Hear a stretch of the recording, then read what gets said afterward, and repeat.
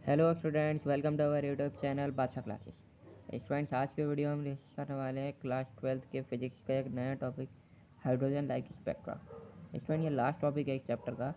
तो हम इसमें देखते हैं हाइड्रोजन लाइक स्पेक्ट्रा का क्या मतलब हुआ। जैसे हमारा हाइड्रोजन एटम है, हाइड्रोजन एटम के हमारे जो एनर्जी है, हमारी जो वेवलेंथ है, वो हमें उसे निकालनी है। ठीक है, तो इसमें मतलब क्या हुआ इसका। देखिए, हमारा ये हाइड्रोजन एटम है, ठीक है, ये नंबर 1 ऑर्बिट में जा रहा है। ठीक है, अगर मैं इसे सर्कुलर शेप का कर दूँ, अब समझ में आ जाएगा, ये ऑर्बिट हो जाएगी। ये नंबर 1 ऑर्बिट, ये नंबर 2 ऑर्बिट, इसी तरीके से मैनी मोर ऑर्बिट हमारी बनती जाती है। ठीक है, मान लीजिए ये हमारा लोअर एनर्जी स्टेट पे है, यानी कि ये लोअर एनर्जी स्टेट पे है और ये हमारी हायर एनर्जी स्टेट है यहाँ पे। तो अगर हमें इस एटम को लोअर एनर्जी स्टेट यहाँ से अगर हायर एनर्जी स्टेट में भेजना है, तो यहाँ से लेकर यहाँ तक अगर मुझे भेजना है, तो मुझे इसके बीच की जितनी भी एनर्जी मुझे इसमें लगेगी, वो लगानी होगी, तभी ये लोअर एनर्जी स्टेट से हायर एनर्जी स्टेट तक पहुँचेगा। देखो किस तरीके से समझ सकते हैं, इस तरीके से समझ सकते हैं। देखो, जैसे कि मान लो कोई बैंक का कैशियर है, तो बैंक का कैशियर मान लो उसकी सैलरी है 20,000, ठीक है, और कोई बैंक का मैनेजर है, उसकी सैलरी है 80,000। तो हमें बैंक के कैशियर को, अगर मान लो बैंक का मैनेजर कहीं और चले गया है, ठीक है, तो हमें किसी कैशियर को अगर हमें मैनेजर बनाना है, ठीक है, तो हमने मान लो किसी कैशियर को हमने मैनेजर बना दिया, मगर वो मैनेजर बैंक को मैनेज नहीं कर पाया। वो जो कैशियर होगा वो बैंक को मैनेज नहीं कर पाएगा, क्योंकि जो मैनेज कर पाएगा वो तो मैनेजर ही होता है ना। तो अगर उसे इतना एक्सपीरियंस नहीं है, तो मैनेजर में मतलब मैनेजर बन के भी बैंक को मैनेज नहीं कर पाएगा। तो हमें इतने 80,000 मैनेजर की सैलरी होती है, 20,000 उसकी, तो बचा कितना 60,000। तो 60,000 हमें उसे देना होगा कैशियर को, अगर उसे मैनेजर बनाना है। ठीक है, तो मान लो कोई आइटम यहाँ से यहाँ तक गया, वो वापस यहाँ पे आ गया। वापस क्यों आया? जैसे मान लो कैशियर को हमने मैनेजर बना दिया, तो मैनेजर से उसका काम नहीं हो पाया, तो मैनेजर अपनी कैशियर सीट पर आके वापस बैठ गया कि भाई मुझसे नहीं हो रहा। ठीक है, इस टाइप से हमारा होता है। ठीक है, अब तो समझ में आ ही गया होगा। तो ऐसा स्टूडेंट देखो लिख किस तरीके से सकते हैं, इसे इस तरीके से लिख सकते हैं।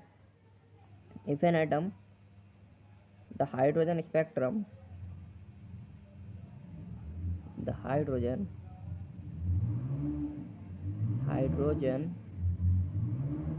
स्पेक्ट्रम, जो हाइड्रोजन स्पेक्ट्रम होगा, तो स्पेक्ट्रम क्या था? स्पेक्ट्रम हमने क्या देखा था कि कोई भी वाइट लाइट हमारी किसी भी प्रिज्म में पड़ेगी तो 7 कलर ऑफ लाइन में टूट जाएगी, 7 कलर्स में टूटेगी। ठीक है, वाइट लाइट हमारी 7 कलर्स में टूटती थी, जो कि हमारा विबग्योर में टूटती थी। ठीक है, क्लास 10th में हमने देखा था, वो विबग्योर बन के टूटती थी। द हाइड्रोजन स्पेक्ट्रम, यहाँ हम देखते हैं the hydrogen spectrum is the line spectrum. ये एक ऐसा लाइन स्पेक्ट्रम है, the line spectrum spectrum emitted by a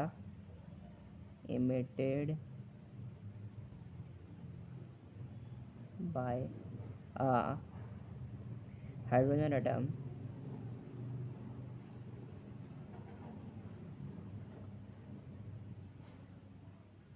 या हाइड्रोजन एटम से इमिट होती है, emitted bye hydrogen atom when an excited when an excited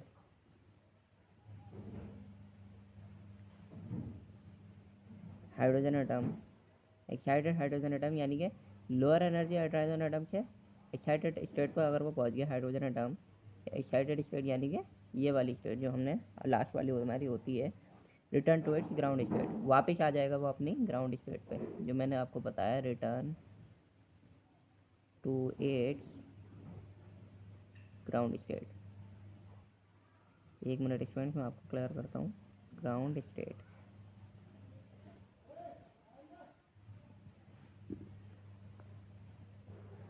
अब क्लियरली विजिबल हो गया होगा, return to its ground state. ठीक है स्टूडेंट, तो देखो इसमें मतलब बहुत सारे लेवल्स होते हैं हमारे एक्साइटेड स्टेट के, जो कि हमारे hydrogen atom lower energy state से एक्साइटेड स्टेट पे जाते हैं, और फिर higher energy state excited state से फिर लोअर एनर्जी स्टेट पे वापस आ जाते हैं। ठीक है स्टूडेंट्स, तो इसमें हमें अब वेवलेंथ हमें बतानी होती है इसमें। ठीक है, तो वेवलेंथ हमारी एनर्जी की पता है क्या होती है? इन्वर्सली प्रोपोर्शनल होती है। Energy energy is inversely proportional to 1 upon wavelength, inversely proportional. अब स्टूडेंट्स, इन्वर्सली प्रोपोर्शनल का मतलब तो हम जानते ही हैं कि वेवलेंथ ज़्यादा होगी तो एनर्जी कम होगी, एनर्जी कम होगी तो वेवलेंथ ज़्यादा होगी। ठीक है स्टूडेंट, वेवलेंथ हमारी एनर्जी के इन्वर्सली प्रोपोर्शनल होती है। ठीक है स्टूडेंट, तो वेवलेंथ को हम किससे डिनोट करते हैं, सबको पता है, लैम्डा से। ठीक है, E is inversely proportional to 1 upon lambda. ठीक है student, E inversely proportional to 1 upon lambda होती है, लैम्डा हमारी वेवलेंथ होती है। ठीक है, अब देखते हैं हम इसमें हमारा फार्मूला क्या होता है। इसमें हमारा फार्मूला होता है 1 upon lambda equals to R 1 upon n1 का स्क्वायर माइनस 1 अपॉन n2 का स्क्वायर। ठीक है स्टूडेंट, ये हमारी होता है इसका formula 1 upon lambda equals to R into 1 upon n1 का स्क्वायर माइनस 1 अपॉन n2 का स्क्वायर। 1 अपॉन लैम्डा यानी कि वेवलेंथ, ठीक है, इक्वल टू आर। आर क्या है हमारा, रेडबर्ग कांस्टेंट है। आर हमारा क्या है, रेडबर्ग कांस्टेंट है। ठीक है, 1 अपॉन n1 का स्क्वायर यानी कि n1 क्या है, नंबर ऑफ ऑर्बिटल 1, और n2 क्या है, नंबर ऑफ ऑर्बिटल 2, यानी कि पहली वाली ऑर्बिट n1, दूसरे वाली ऑर्बिट n2। तो आर की वैल्यू अब हम देख लेते हैं, Rydberg constant. R a Rydberg constant, Rydberg constant, constant. ठीक है, रेडबर्ग कांस्टेंट की वैल्यू होती हमारी होती है 109737131.6 मीटर इनवर्स। ठीक है, ये हमारी रेडबर्ग कांस्टेंट की वैल्यू, मतलब वैसे तो बहुत लंबी होती है, ऐसे याद नहीं कर सकते। ठीक है, तो आर अप्रॉक्सीमेटली मान लेते हैं, आर की अप्रॉक्सीमेटली 10⁻⁻7 मीटर। ठीक है, 10⁻⁻7 मीटर हम इसे कह सकते हैं। ठीक है, अप्रॉक्सीमेटली। ये जो फार्मूला हमारा है, जो हम देख रहे हैं कि 1 upon lambda equals to R into 1 upon n1 का स्क्वायर माइनस 1 अपॉन n2 का स्क्वायर। स्टूडेंट, अब हम देखते हैं ये फार्मूला हमारा आता कैसे है, यानी कि बनता कैसे है। तो स्टूडेंट देखो, सबसे पहली बात तो ये मान लीजिए हमारा एक एक्साइटेड स्टेट है E2, यानी कि एनर्जी लेवल है यहाँ पे हमारा E2। ठीक है, ये हमारा E1, ये लोअर स्टेट है यानी कि ग्राउंड स्टेट है, ये एक्साइटेड स्टेट है E2। ठीक है, एटम हमारा यहाँ से यहाँ जाएगा। ठीक है, फिर यहाँ से यहाँ वापस भी आएगा। ठीक है, ये हमारा नंबर ऑफ n2 ऑर्बिटल है, ये हमारा n1 ऑर्बिटल है। ठीक है फ्रेंड्स, तो डेल्टा ई क्या होता है, डेल्टा ई का क्या मतलब हुआ, change in energy. Change in energy या फिर चेंज इन एंथैल्पी हम कहते थे। Enthalpy is form of energy, enthalpy भी हमारी एनर्जी की ही फॉर्म होती है। ठीक है, जो हमने क्लास 11th वगैरह में हमने देखी थी, डेल्टा इक्वल्स टू में E2 minus E1। Change in energy का मतलब क्या हुआ, higher energy state minus lower energy state. तो हायर एनर्जी स्टेट हमारी क्या है, E2 है, माइनस लोअर एनर्जी स्टेट हमारी क्या है, E1 है। ठीक है, तो डेल्टा इक्वल्स टू में E2 माइनस E1 ही करेंगे।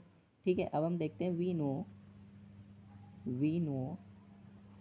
नो एनर्जी का फॉर्मूला हमें पता है, E equals to minus m E⁴ यानी कि इलेक्ट्रॉन की पावर 4, जेड का स्क्वायर यानी कि नंबर ऑफ एटम्स अपॉन में 8 एप्सिलॉन नॉट का स्क्वायर, एप्सिलॉन नॉट यानी कि permittivity of free space, H का square, Kelvin Planck constant 6.67 into 10⁻⁻34 kilo kelvin, joule inverse, small inverse इसकी यूनिट होती है ना, इंटू n2 का इंटू n का स्क्वायर यानी कि नंबर ऑफ ऑर्बिटल का स्क्वायर। ये स्टूडेंट ये फॉर्मूला होता है हमारा एनर्जी का। किसका, एनर्जी का। जो बेसिकली अगर हम एनर्जी निकालते हैं इसमें, तो अगर आपको न्यूमेरिकल में ये सब वैल्यू दी गई हो, ठीक है, तो अगर आपसे एनर्जी पूछी जाए तो आपको सीधा सा हमें ये देख लेना है कि हमें कौन से फार्मूला रख के एनर्जी निकालनी है, तो हमें ये फार्मूला रख के एनर्जी निकालनी होती है। ठीक है स्टूडेंट, अब देखो डेल्टा ई क्या है, डेल्टा ई निकालना है ना हम, तो यहाँ से डेल्टा ई निकालना है, delta equals to E2 minus E1। तो डेल्टा ई अगर हम निकालेंगे तो E2 माइनस E1।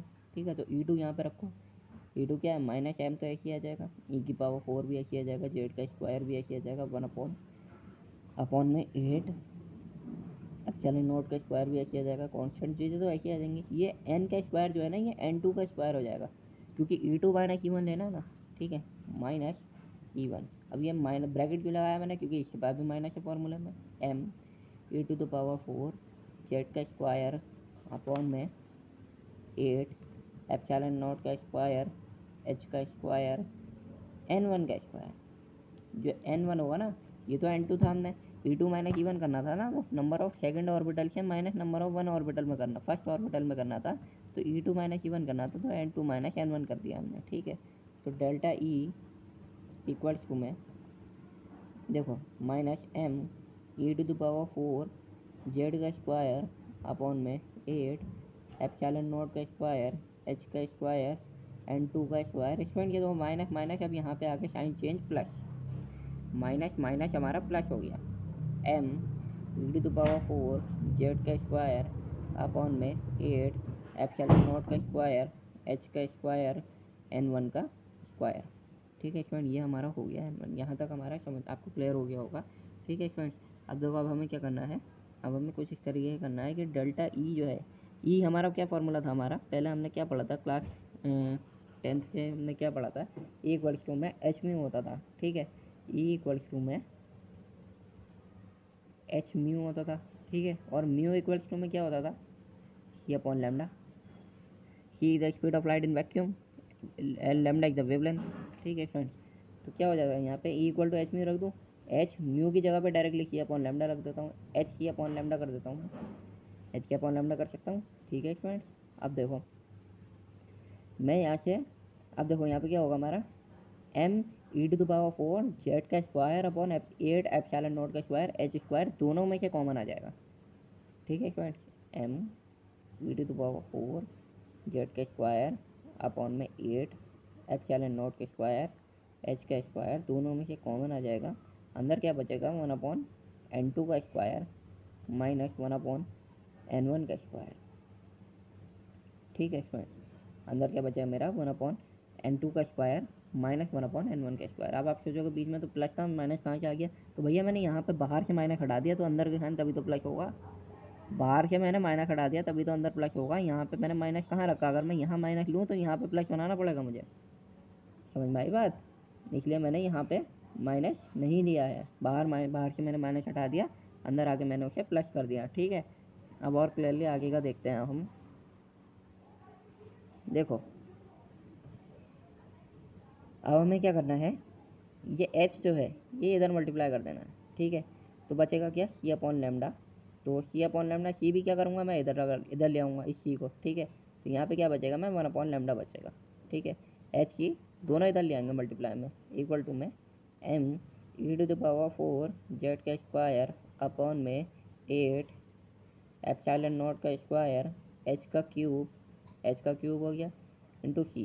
ठीक है, एच का क्यूब क्या है, एच स्क्वायर तो ये है, एक एच डिवाइड में ये है। ठीक है, डिवाइड में इधर आकर मल्टीप्लाई हो जाएगा, H square into H cube हो जाएगा। ठीक है, इंटू सी, यहाँ पे सी नहीं था इस वजह से सी ऐसे का ऐसे आ जाएगा। ठीक है, 1 अपॉन एन टू का स्क्वायर, 1 अपॉन एन टू का square minus 1 upon N one का स्क्वायर। ठीक है फ्रेंड्स, तो देखो 1 अपॉन लैम्डा, ठीक है, इक्वल्स टू में इस पूरे की वैल्यू क्या होती है हमारी, रिडबर्ग कांस्टेंट होती है, रिडबर्ग कांस्टेंट। ठीक है, जो हमने पीछे देखी थी आर की वैल्यू, ये पूरे की वैल्यू हम आर जेड लिख देते हैं इसे। ठीक है, आर जेड मान लो, आर जेड के स्क्वायर। ठीक है, 1 अपॉन, अब यहाँ पे क्या करेंगे हम इन्वर्स, अब मैंने इसे एन वन का स्क्वायर कर दिया माइनस 1 अपॉन एन टू का स्क्वायर। ठीक है, जो हमारे चलती है, यहाँ पे भी 1 था, यहाँ पे 2 था, यहाँ पे 1 था, यहाँ पे 2 था। ठीक है, बाय मिस्टेक हो गया, 1 अपॉन एन वन का स्क्वायर मैंने 1 अपॉन एन टू का स्क्वायर। ठीक है फ्रेंड्स, तो आर क्या है हमारा, आर की वैल्यू अप्रॉक्सीमेटली क्या है हमारी, 10 to the power 7 metre inverse, 10 to the power 7 metre inverse. तो ये हमारा 1 अपॉन वेवलेंथ आई हमारी, जो वेवलेंथ हमें निकालनी थी, जो हमारा फॉर्मूला ड्राइव करना था ना हमें, वो हमारा ये निकल के आता है। ठीक है स्टूडेंट्स, तो स्टूडेंट्स हम अब डिस्कस करने वाले हैं स्पेक्ट्रल सीरीज के कितने टाइप्स होते हैं। स्पेक्ट्रल सीरीज के कितने टाइप्स होते हैं हमारे, there are few types of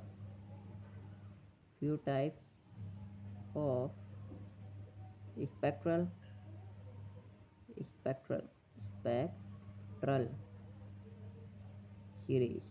spectral series के कितने टाइप्स होते हैं, तो स्पेक्ट्रल सीरीज के कितने टाइप्स होते हैं फ्रेंड्स, स्पेक्ट्रल सीरीज के हमारे टाइप्स होते हैं। देखो नंबर 1 हम देखते हैं लाइमन सीरीज। लाइमन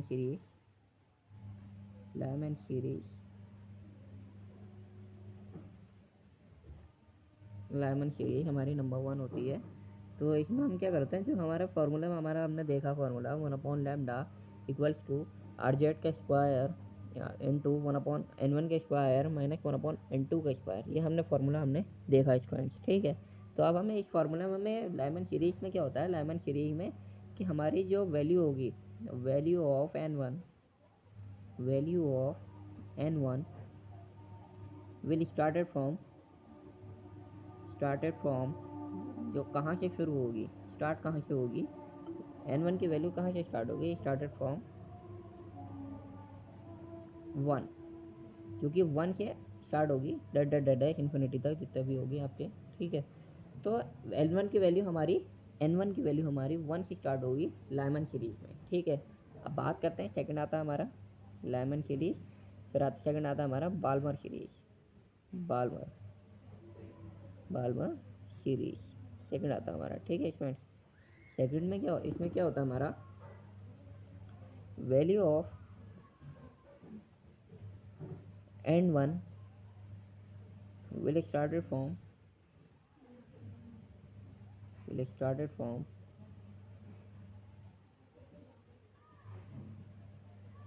2, ठीक है। इसमें 2 से स्टार्ट हो जाएगी, सेकंड हमारी बाल्मर सीरीज होती है, इसकी वैल्यू हमारी 2 से स्टार्ट हो जाएगी। थर्ड हमारा आता है, थर्ड देखो अब विजिबल हो रहा होगा, देखो थर्ड हमारा आता है Lyman series, Balmer series, Paschen series, सारे साइंटिस्ट थे, इन्होंने अपने अपनी सीरीज दी थी, Lyman series, Balmer series, Paschen series. Paschen series में क्या होता है स्टूडेंट्स, पास्टन सीरीज में value of N1 will started from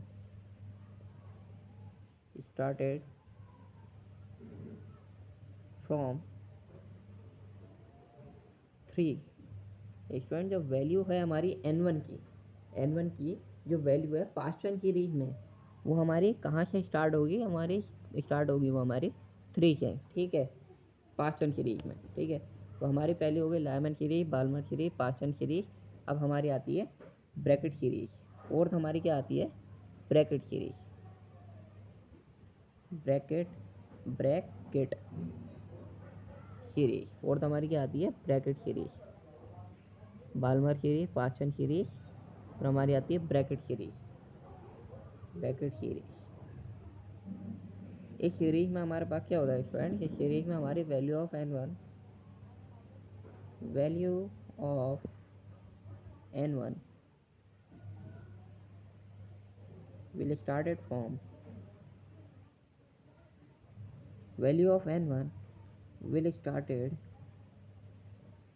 5 N1 की वैल्यू हमारी कहाँ से स्टार्ट होगी, N1 की वैल्यू हमारी इसमें 4 से स्टार्ट होगी, 4 से फिर डैट इन्फिनिटी तक जा सकते हैं, 4 5 6 7 8 जितनी भी जा सकते हैं, बट 3 से स्टार्ट नहीं होगी। जितनी भी वैल्यू हमारी इन सारी सीरीज में जहाँ से बता रहा हूँ कि वैल्यू यहाँ से स्टार्ट होगी, देखिएगा लाइमन सीरीज में 1 से स्टार्ट होगी, यानी कि इसमें 0 से स्टार्ट नहीं होगी, 0 नहीं आएगा इसमें, ठीक है। बाल्मर सीरीज में हमारी वैल्यू 2 से स्टार्ट होगी, यानी कि ये 1 से स्टार्ट नहीं होगी, 0 से स्टार्ट नहीं होगी। देखिए पास्ट टर्न सीरीज हमारी 3 से स्टार्ट होगी, ठीक है। तो 3 से स्टार्ट होगी, इसका मतलब क्या होगा, 2 और 1 और 0 से स्टार्ट नहीं होने वाली। 4 है ब्रैकेट सीरीज में मैंने क्या बताया कि 4 से स्टार्ट होने वाली है, तो 4 से स्टार्ट होने वाली है ब्रैकेट सीरीज में। इसका मतलब क्या हुआ कि 4 से स्टार्ट होने का मतलब ये हुआ कि 0 1 2 3 ये 4 नंबर जो इससे पहले के आ रहे हैं, इन सब से स्टार्ट नहीं होने वाली, यानी कि इन सब से इसका कोई मतलब नहीं बनने वाला ब्रैकेट सीरीज का, ठीक है। एंड हो जाए, बट अगर इन्फिनिटी लेवल से हमारी एनर्जी आ रही है, एटम आ रहा है, इस पर गिर रहा है, तो हमारे समझ में आ रहा है, ठीक है, तो हो सकता है, बट हमारी स्टार्ट नहीं होगी फोर्थ से ब्रैकेट सेट, फोर्थ से कम में, ठीक है। तो अब हम देखते हैं, फोर्थ तो ये हो गया हमारा, फिफ्थ आता है हमारा P fund series, P fund series, P fund series, P fund series, ठीक है, पी फंड सीरीज है। पी फंड सीरीज में क्या होता है, वैल्यू ऑफ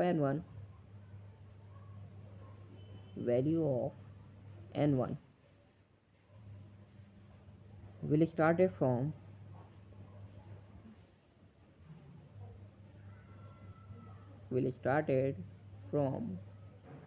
5